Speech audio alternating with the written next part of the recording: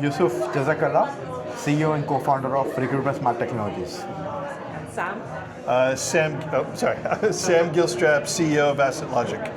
So gentlemen, tell me how you found today's event so far. What have you enjoyed most about it today? Today's event was really insightful, personally, because I have been working in the AI space, but I have been very focused on certain domains. I think it was good to hear about other domains and other people, who are working in similar industries but facing similar problems. So, really enjoyed, the discussion on retail, where they are also facing the same problem, where explainability was a big issue, and then all the data going into a black box, and then the interesting discussion about ROI, which is a common theme across all AI implementations, where businesses are actually focused on outcomes and what it can deliver in terms of benefits, the bottom line. All these are, I think, very similar themes across different sectors, and it was nice to hear from other people, how they're actually measuring ROI and how they're creating new metrics, to track AI adoption and all the other things that are happening in it. And Sam, how important is it for events these days with, understanding AI, getting thought leaders together to discuss this, moving the theory into what's actually practically happening? What are you taking away from something like this? My takeaway from this is, I think this has been a really helpful event. Certainly for me, it's been very nice to be exposed to, as Yusuf said, other industries and people actually are sharing very, very common problems between them. And I believe leaders of industries really don't understand AI that well. They don't understand how it works and really what it can do for them. And I think they also need some help. So it's been interesting to companies like Yusuf that can give them the help they need. If they actually want to realize their AI dreams, they're going to need a little help with that. And it'll be tough to just do that all internally. So it's been interesting to talk to various people here on different sides of that, including KPMG, who's bringing a lot of leadership that way.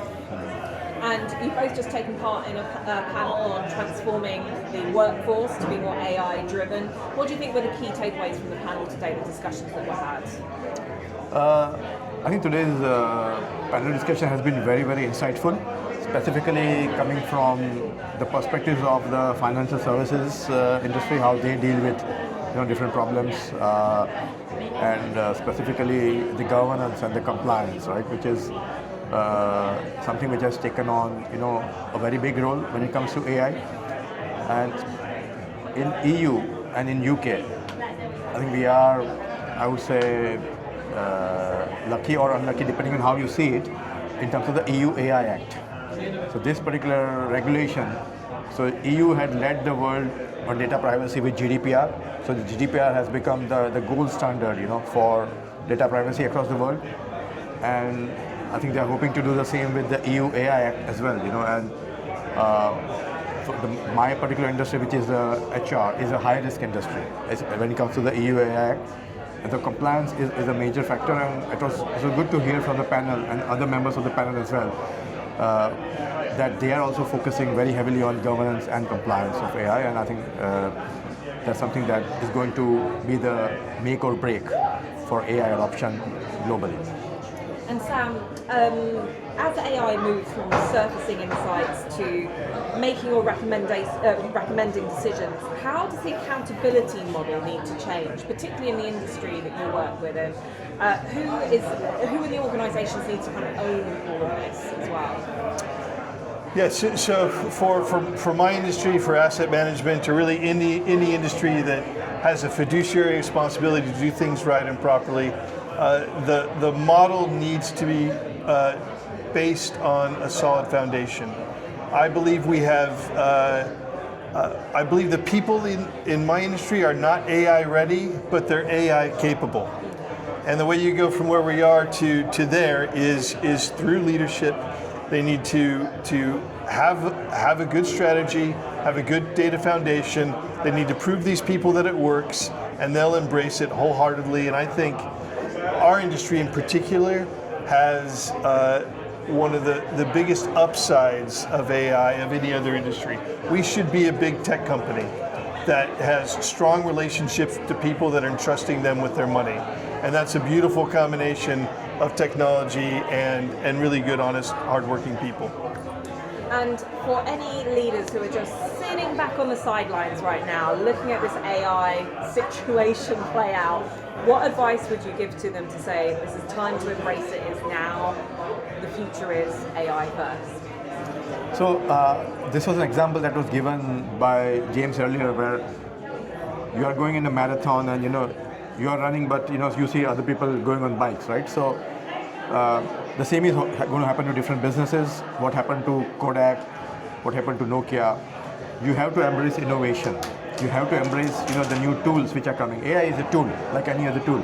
It is the most powerful tool that has ever existed before. So organizations need to learn how to use it, how to harness it. AI fluency is one of the biggest topics going around in the world. Any particular job, each and every job is impacted in the world, and people need to. I would love to see a huge amount of funding go towards training people to use AI and working together with AI to be more efficient. So to all the organizations and all the leaders who are trying to see, okay, where the chips are going to fall, where the cars are going to fall, I would say that don't wait until it's too late, because this is an existential crisis for those organizations which are actually on the sidelines. Do something, even if baby steps, because the moment you start taking baby steps, the moment you start seeing some benefit, that will create an avalanche of benefits for your organization, and it will create champions within your organization who will then lead the change that they're going to go through, and that will help them survive, thrive, and grow in this new world that we are going to. And Sam, just to finish off, if you had to give a word of caution to leaders about dipping their toes into the world of AI, what would that be? Don't try to do it alone. Invest in it properly, have a plan, and make sure that you get the foundation right. If your foundation is right and your governance is right, the opportunities to capture value from this great opportunity will come very, very quickly and very naturally.